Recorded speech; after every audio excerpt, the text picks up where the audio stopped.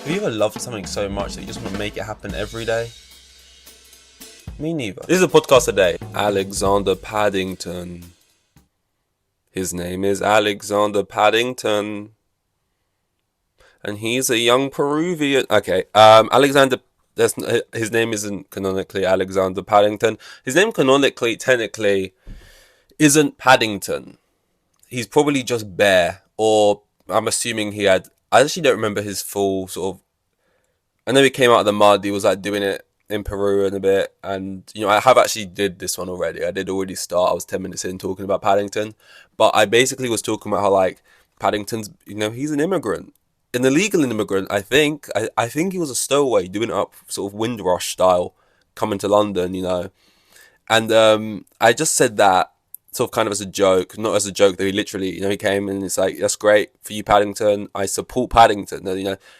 Paddington Bear, he's a great bear. And then it just started wading into weird territory, and I was like stuck in a hole. And I was like, does this make me look bad? Like I want to, like I feel like Paddington's taken our jobs. I want to send Paddington back. We need to build a wall for it. I was like, oh no, and then it got into like political things. Because like you're from South America. If you went to America, and it was like, oh no, we're meant to be talking about the beautiful film that is Paddington, and that's part of the problem actually, because the films I talk about here are usually films I don't like. Because I recommend films I don't like because I notoriously have bad taste. So therefore, if I recommend a film I don't like, there's a good chance that you will like it. We're on Letterboxd. We look at other people's reviews. We look at the average ratings. We look at the other things the directors have directed, and we try and give it a rating of our own, a review of our own.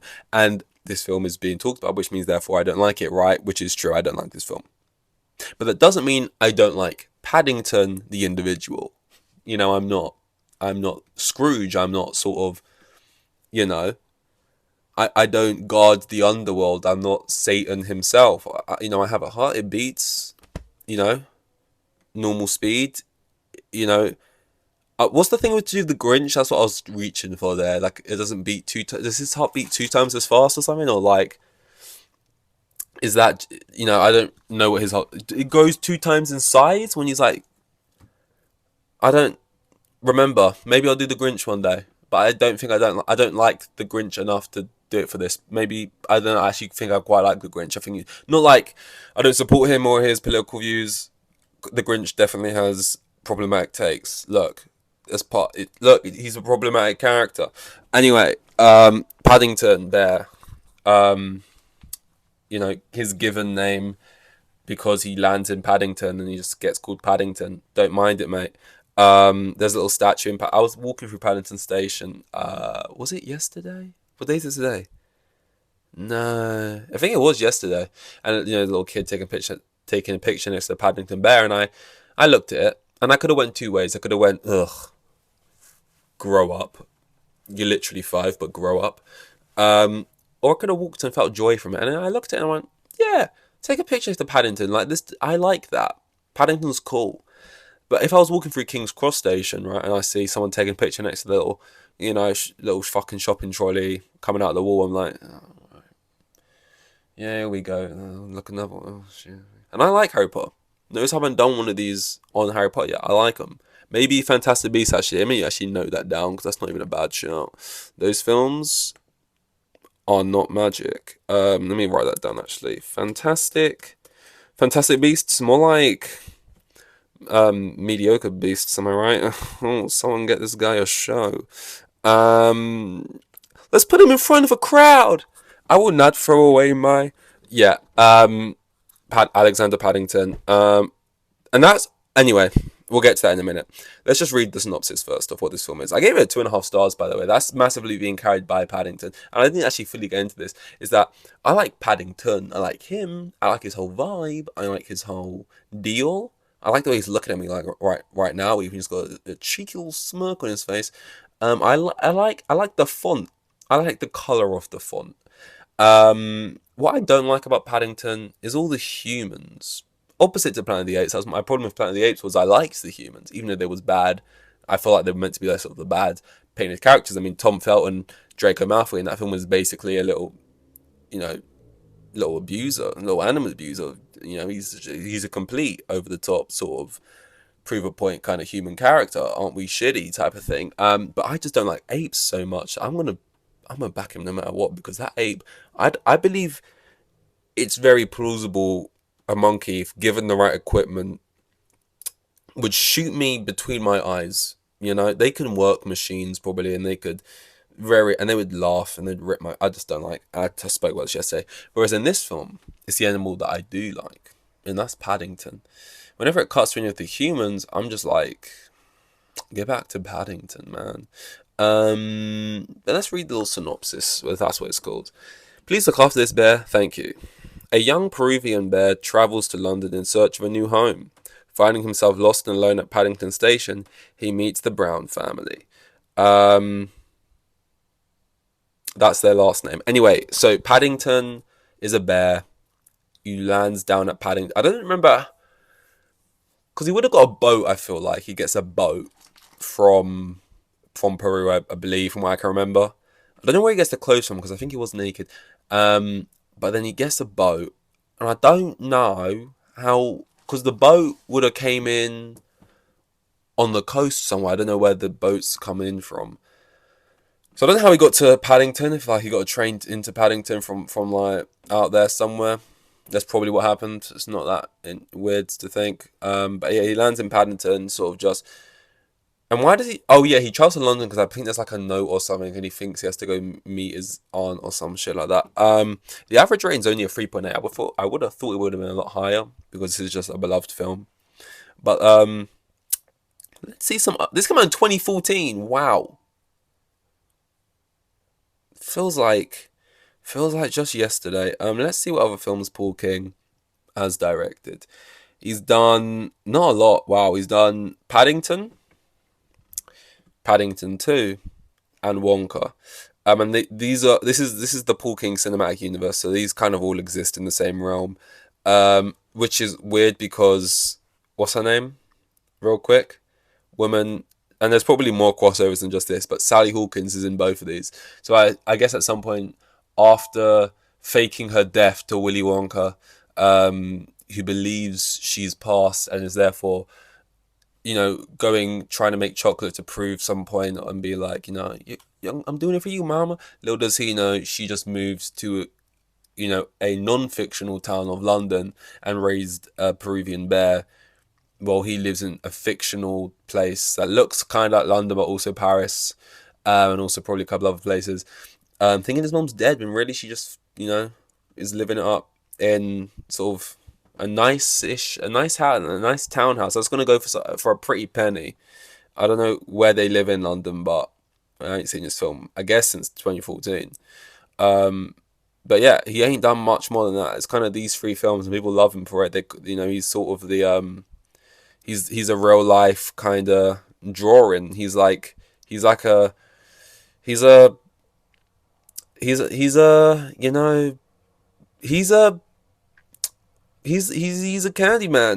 and the Candyman can. Okay, he's got some other stuff on here. Yeah, sure. No, don't know what any of it is. It looks more like a little sketch show, TV show type thing. The Fred Astaire biopic, as some people call that. I don't know if that's on purpose or that's just how these. I don't know. Which would be the Fred Astaire film, basically. Of course, it's called Astaire. Anyway, with Tom Holland playing Fred Astaire. I don't know if that's still going ahead. It's been on ice for a while, but that is interesting to me. That is very interesting. I can't imagine that it would have the same vibe. Like, this is what's weird though, and that's what's fun about directors and shit. We were doing Iron Man 2, and I was looking through like Jon Favreau,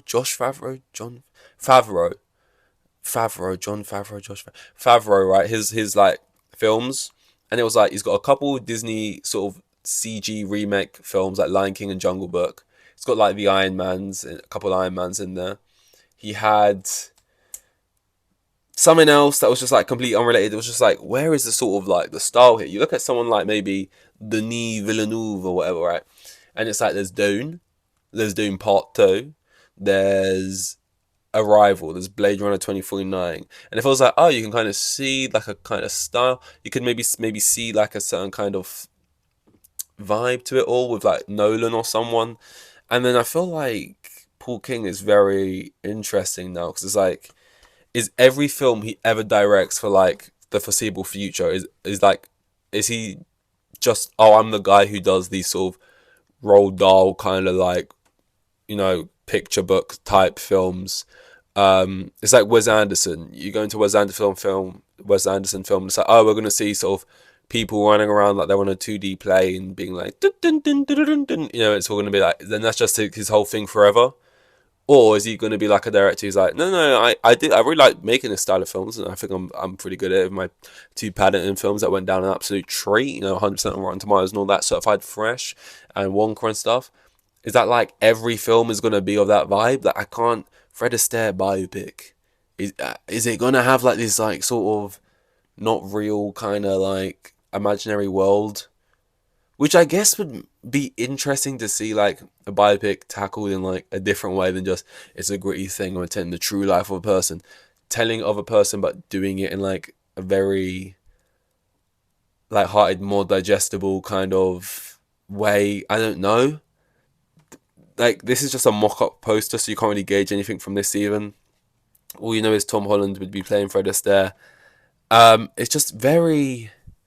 Or you're going to just see something completely different and another side of the directing for Paul King. It's just like, I'd be very interested. Because, Timothy Chalamet is doing a biopic at the moment. He's doing Bob Dylan. And that's going to be, the same way how you watch a trailer for Bob Marley. You watch a trailer for Bohemian Rhapsody or the Elton John one. Or there's biopics every year, Elvis. It's going to be like that. It's a biopic. It's going to be telling the life of the person. It's going to be the great cinematography. And it's going to be the, character acting. How much can you imitate the person?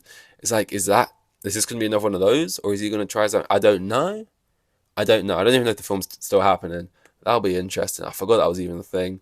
But yeah, all the other stuff is other stuff. David Walliams. Is that David Walliams?